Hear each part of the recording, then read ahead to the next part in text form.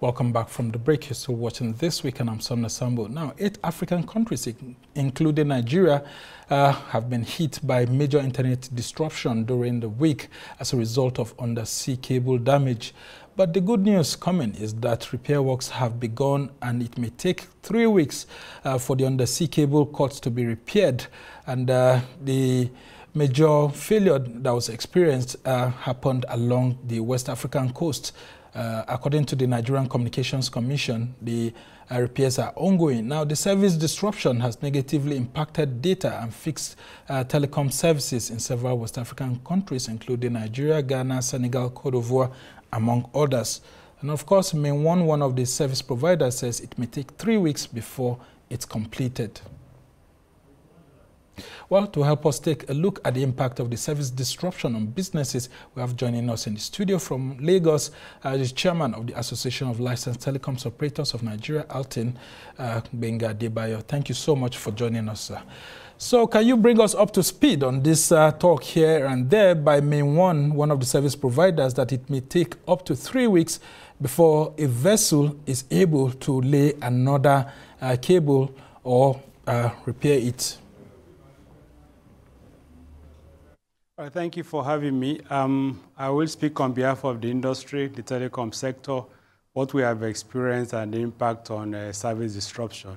I must start by offering our unreserved apologies to members of the public for the unavoidable impact they have had on service provision, and as well as the consequences of the damage on the submarine fiber cable in faraway Senegal and also somewhere around Cote d'Ivoire. Now, this is beyond the scope of the operators, and we are working with all the players to ensure that services are fully restored in no time. One of the providers had issued a public statement saying that it will take about 3 weeks to restore services. And that speaks to the fact that submarine cables are very reliable, but when this kind of damage occurs, it could take a bit of time to restore.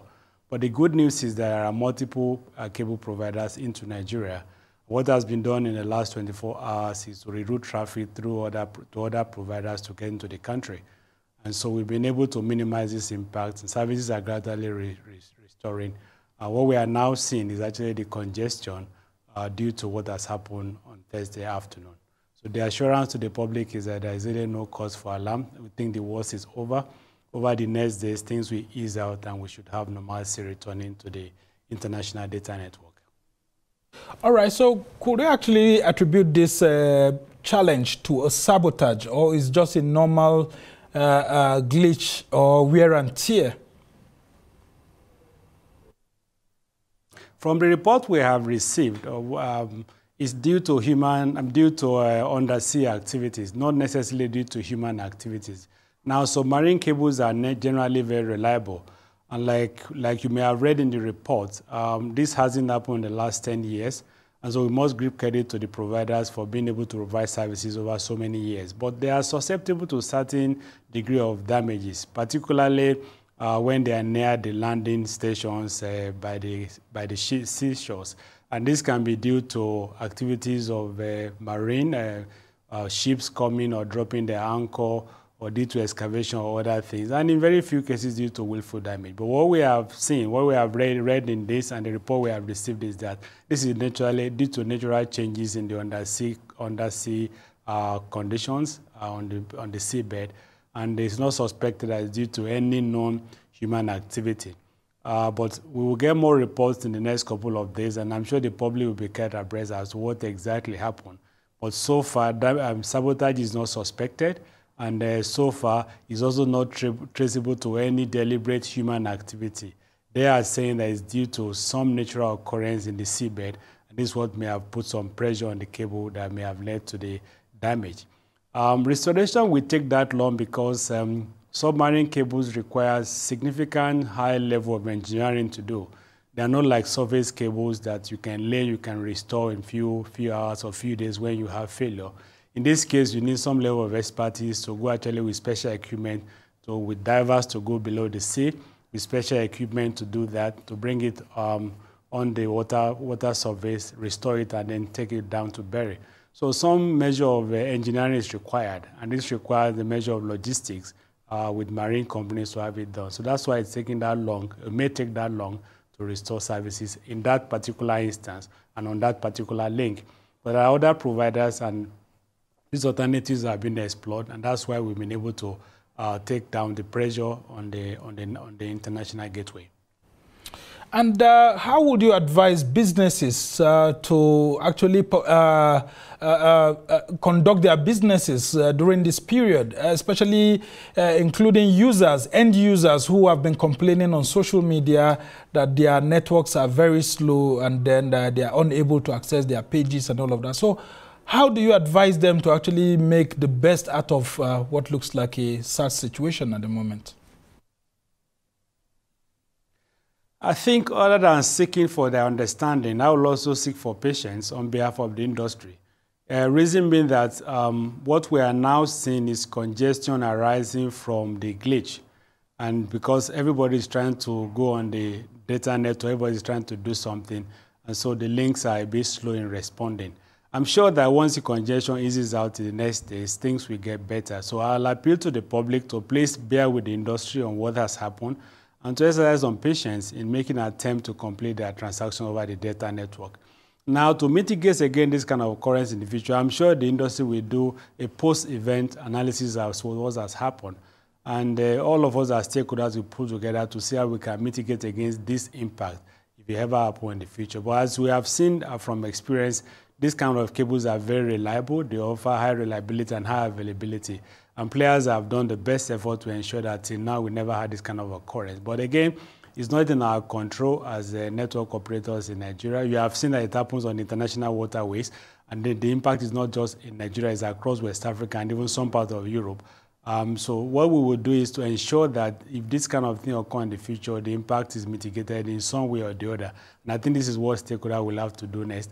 But in the meantime, to appeal to the public, my appeal is that they should please bear with the industry. We are sorry that this happened. We take responsibility, even though it's not in our control, but it is what it is. And we just appeal for patience that over the next 24 hours, things to start easing out. What kind of support have you been receiving from the Nigerian government alongside other governments across West Africa? Our regulators have issued the public statement on what has happened. Also, the Ghana Telecom Authority has issued statements, same thing in Senegal. So all the players are working together to mitigate the impact of this. And the response that we have received so far from all the players suggests that government are pulling together, industry operators are pulling together to solve this. So I'll say that the response and the support has been quite good.